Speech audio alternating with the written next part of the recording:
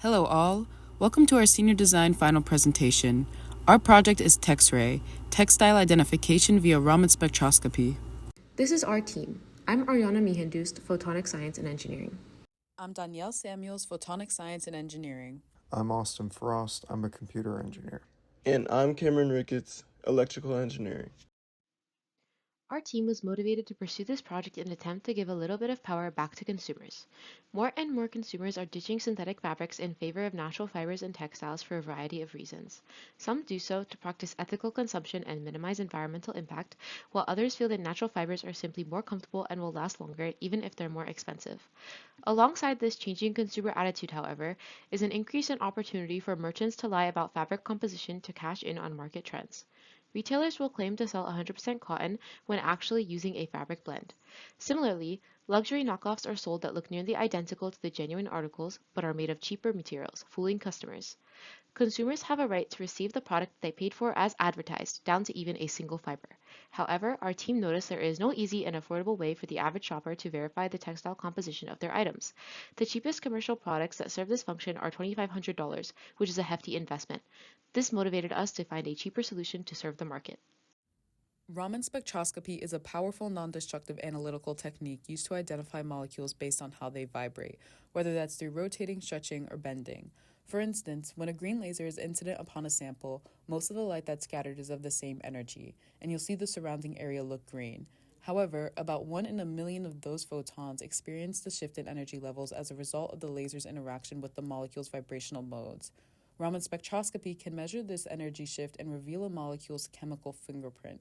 Therefore, we can differentiate textile types by their varying molecular structures. Our main goal is to classify cotton and polyester samples based on their spectral signature. The samples under consideration are ISO standardized and will be undyed and unblended. We'd further like to implement a second functionality which will be able to conduct a product comparison by their spectral signatures. To achieve these goals, we have been focusing on the objective to develop a robust, accurate spectrometer design paired with user interfacing. The following are our core objectives to achieve the project goals, which are implementing a methodical optical design to build in effective backscattering light collection and spectrometer configuration, and also the use of accurate comparison algorithms to discern the spectral signatures of cotton and polyester, and to complete all of this while maintaining reliable and portable power supply. This chart details all of our important engineering requirements. The highlighted portion specifies the demonstratable parameters for our final demo. The system should be able to identify a textile sample and conduct a textile product comparison with 90% accuracy. The user should also receive a result readout within 15 seconds of initiating analysis. This 3D model demonstrates the physical configuration and housing that we implemented for our system. All mounts and housing components were designed and 3D printed by us.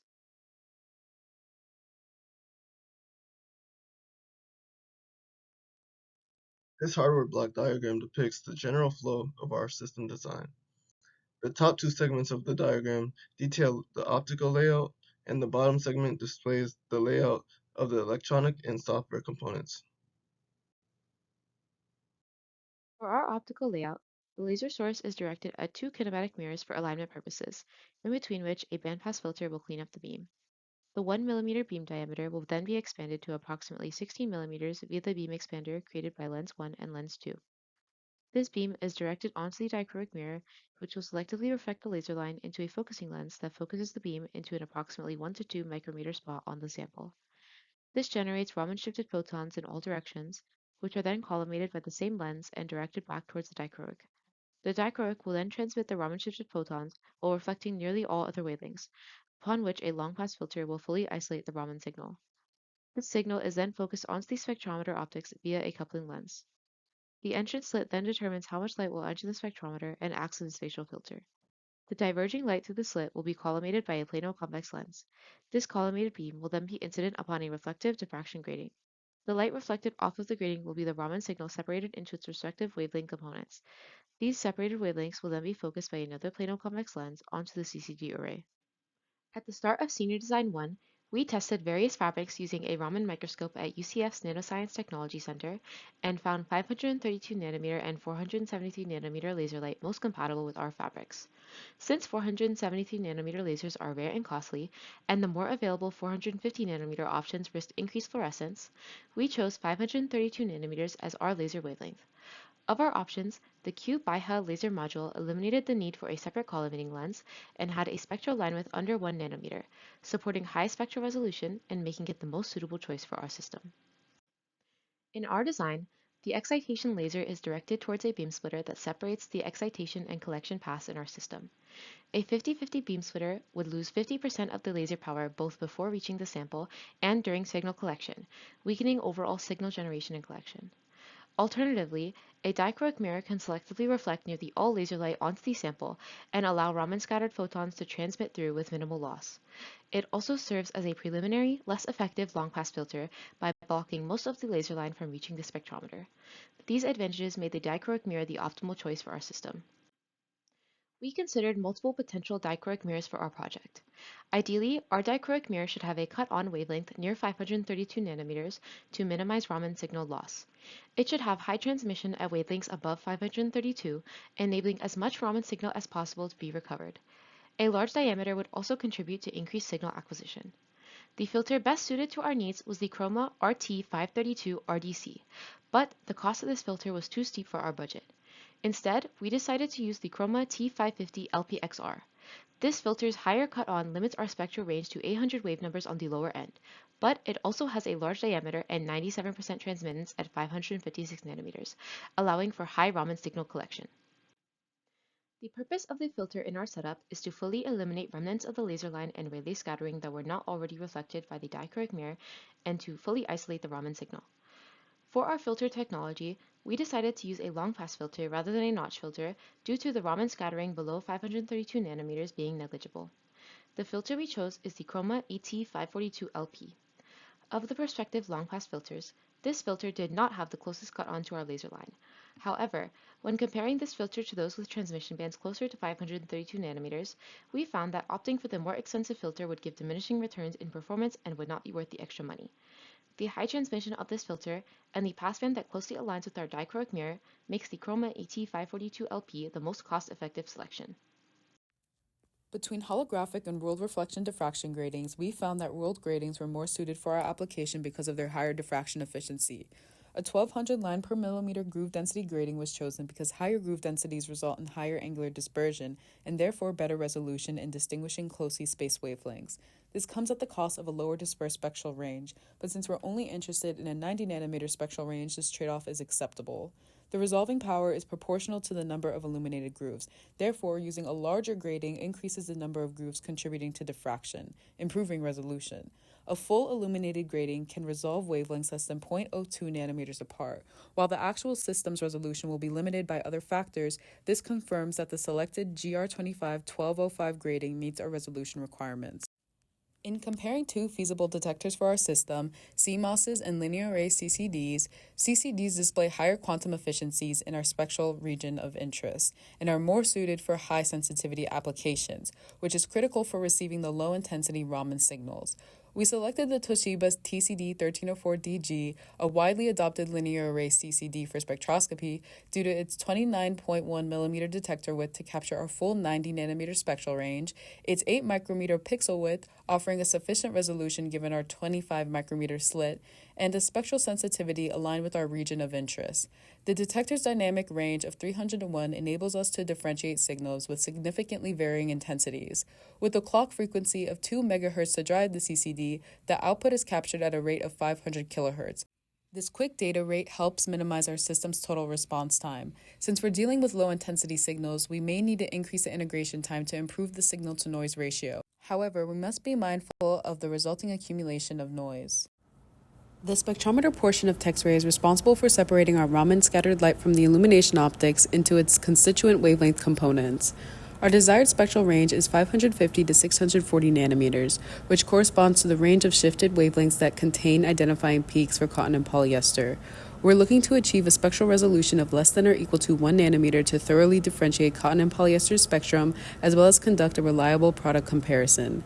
The final component of the illumination optics side is a 75mm focal length condenser lens that will focus an 18mm beam onto the slit.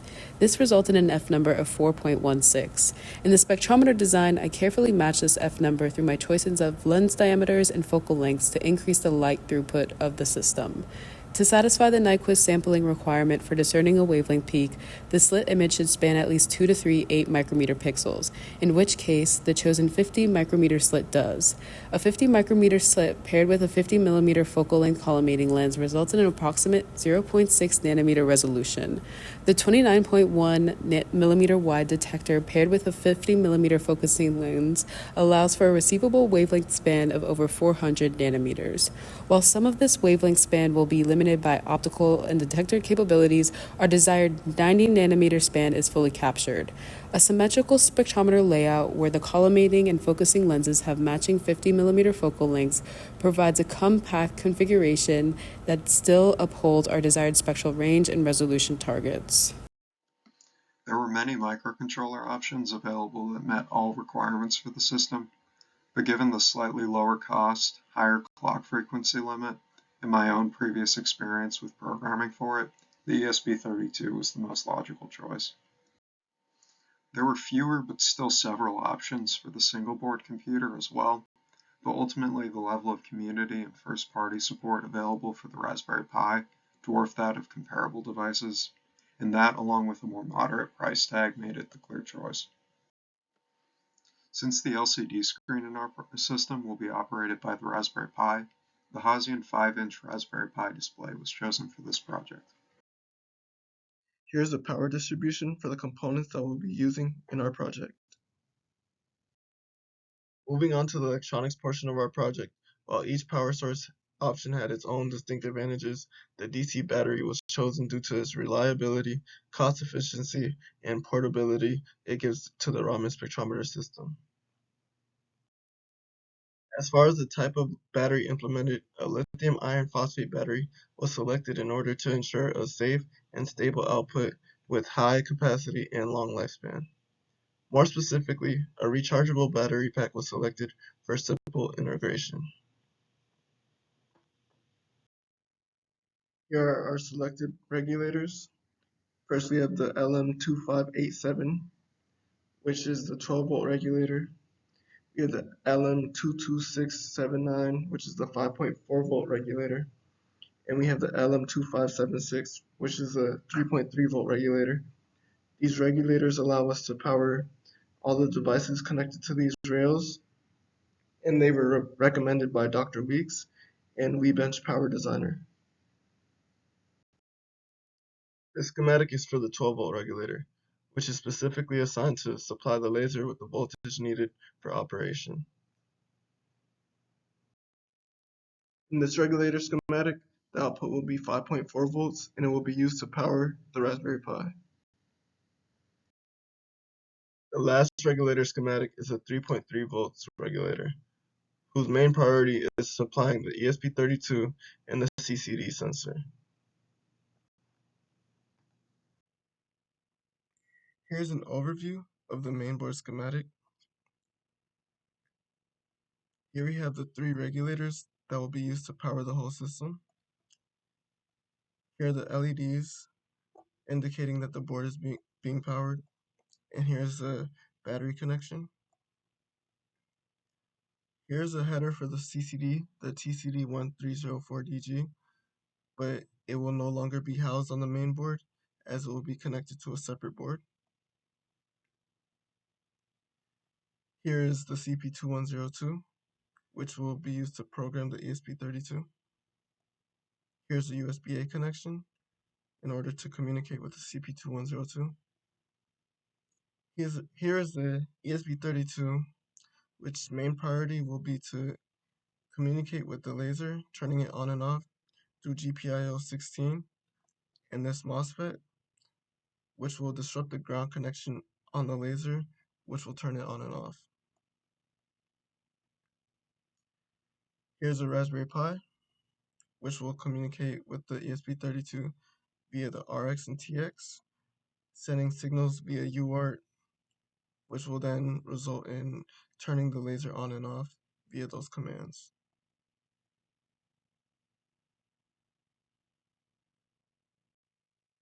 Here's the STM32 board schematic, which will be connected to the Raspberry Pi, which is where it will receive its power from via USB-C.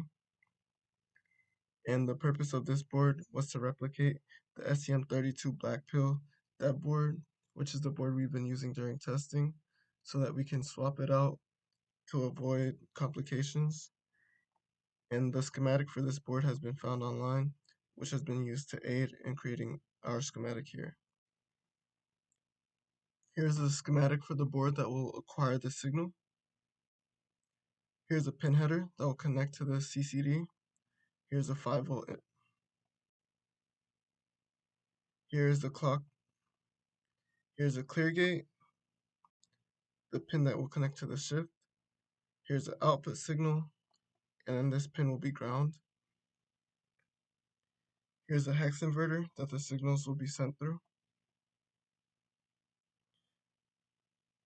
The output signal will then be fed into this op amp in order to amplify it. Here are pin headers that the STM32 dev board will be placed on, and the output signal will be fed into it for analyzing. Here we have the PCB layouts for all the regulators. They will ultimately be through-hole soldered onto the main board for operation. Here we have the layout of the mainboard PCB. The Raspberry Pi can be seen in the top left corner. The CP2012 can be seen to the right of that, and right below that we can see the ESP32. The laser connection is going to be made on the right of the PCB, and we have the 3 voltage regulators towards the bottom, right above the battery connection. Here's the STM32 PCB, which is made to replicate the STM32 black pill. At the moment, the only problem we're having is soldering the USB-C connection towards the right. Here we have the signal amplifying board. In the top left corner, we can see the pins that connect to the CCD. Right below that, we have the hex inverter. And then to the left of that, we have the op amp. And then we can see all the way to the left, the pin headers that connect to the STM32. There are 3 methods of comparison used in the data analysis phase of the project, all ranging in scale and application. The main method at the core of the project software is dynamic time warping. This algorithm was developed to more accurately compare different time series, meaning any line graph in which the data points are arranged in order of time. Using this algorithm, the effect of time is limited on the comparison, as points are selected between different series by their similarity rather than their linear place in the series. This is done by determining similar points using distance formulas, irrespective of their place on the x-axis. An example of this would be the analysis of different people walking, comparing them by ignoring the pace of their walks and instead looking at the visual aspects of them walking, how far they move their arms or how wide their strides are. DTW goes through each data point in the first series and finds a comparable point in the other line. These are called points of comparison. D2W's resulting similarity score is the sum of calculated distances at every point of comparison. The method of calculating distance can vary.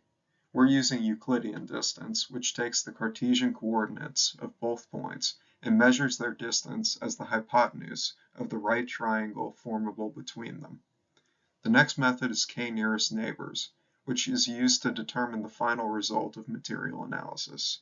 The algorithm takes a missing point from a data set and sorts it into one of several groups by finding the closest pre-existing data points and sorting the current point into whichever group is most represented among the points in close proximity. Once the user has their sample in place, their interaction with the system begins by selecting a setting through the LCD screen. The 2 settings are titled Material Analysis and Product Comparison. Selecting the former will return the identified material of the current sample to the LCD screen, while the latter returns whether or not the current clothing item has already been scanned and stored. In product comparison, if a match for the clothing item is found in prior scans, then the ID label of the match is displayed, whereas if no match is found, then the user is prompted to input an ID label for the new clothing item. The output of the spectrometer is obtained from the CCD sensor. This is done using the STM PCB, that is an exact replication of the development board for the STM32F401. The CCD sensor has pins for the supply voltage, ground, and output, which are all connected to the STM, as well as the pins for the clock, shift, and clear gates that drive the output of the CCD. These three pins receive timed voltage signals using the pulse width modulation channels on the MCU that are configured using the timer firmware available with the Cube IDE. By setting the frequency and duty cycles of each signal, the output of the CCD is coordinated with the sampling done by the device. This way, the MCU receives the analog voltage output from the sensor and converts it into an integer array that's capable of being sent to the Raspberry Pi. The converted CCD data is then taken from the STM32 and sent to the Raspberry Pi for analysis. This transfer is done using the USB-C cable that powers the STM. The received data is displayed to the user in the form of a spectral signature graph using the MATLAB Python library PyPlot. This is done after first fitting the data to a calibrated wavelength axis and subtracting background noise from the dataset using a Savitsky-Golay filter. This smoothing takes out the unwanted noise while preserving the necessary peaks.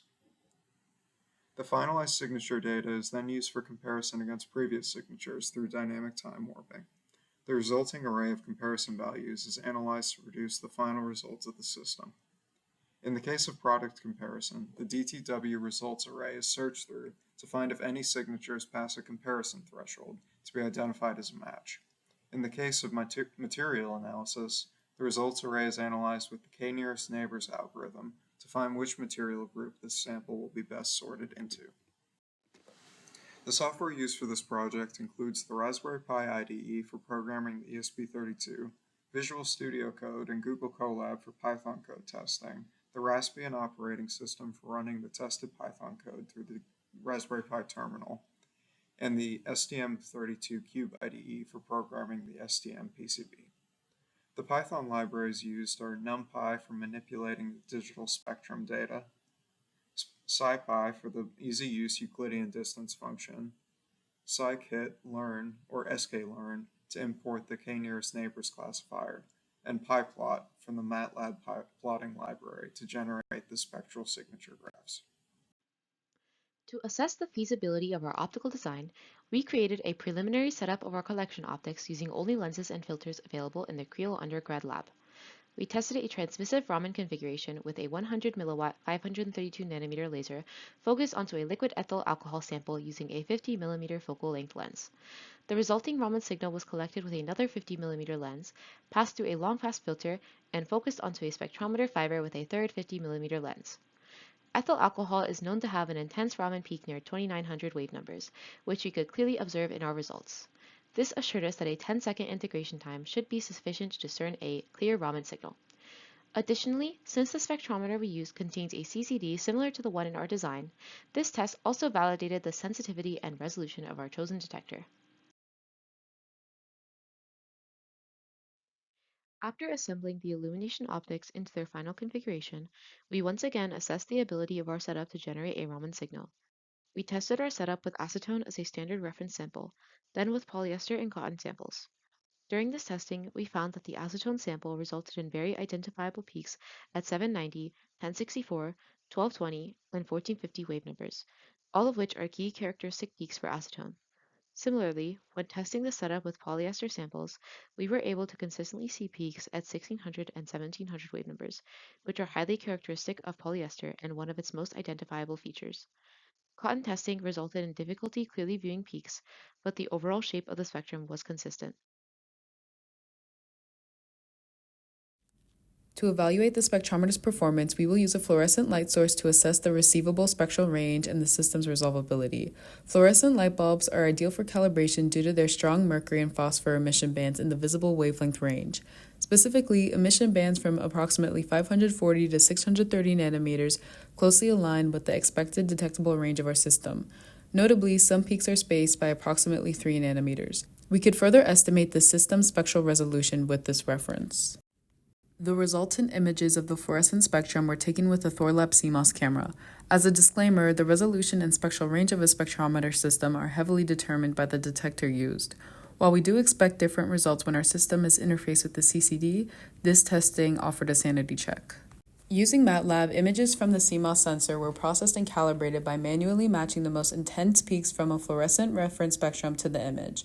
A polynomial fit was used to convert pixel position to wavelength, followed by smoothing and normalization to produce clean, well-defined peaks. This experimental spectrum ultimately aligned with the reference spectral lines. To assess the resolution, I took the average full width at half maximum of the peaks across the two images. This resulted in a 0.46 nanometer full width at half max, which is within our spectrometer's resolution requirement. We know our spectral range requirement is met. This process establishes our calibration approach for integrating the spectrometer with the CCD in its final housing. The next steps include refining the spectrometer's alignment, integrating with the CCD, and coupling with the probe optics. This is a general comparison of the fluorescent bulb spectrum that was taken from a commercial spectrometer versus the spectrometer from TEX-RAY. This was also after we increased our slit width to 50 micrometers. As you can see, our spectrometer exhibits superior resolution relative to the commercial system. These are the accuracy percentages we were able to achieve when applying our sorting algorithm to the spectral data collected from the samples via a commercial Raman spectrometer shown from earlier testing, as well as the results from individual trials. This is a note of our progress thus far. We have experienced various difficulties and successes in the implementation of our optics and electronics. On the optics side, we tested and explored many laser sources and ultimately found the one that provided a narrow line width while being centered at 532 nanometers. The spectrometer portion faced an extensive process of simulating various configurations and combinations of optics that would serve our goals. Ultimately, a configuration has been decided upon. We have further been developing mounts for the optics. The TCD 1304 timing requirements has caused delays in the implementation of the CCD data acquisition as discussed in the previous slide. We have also been troubleshooting the PCB and regulator designs. As expected, there were flaws in the original design and appropriate adjustments have been made to alleviate them. Our system is projected to cost just under $1,800, about $800 less than the cheapest comparable textile identification device. This would mean that we have succeeded in our goal of reducing the cost of material authentication for average consumers. Here we have a table of our team's work distribution for the project. Thank you for watching. This has been our project, TEX-RAY.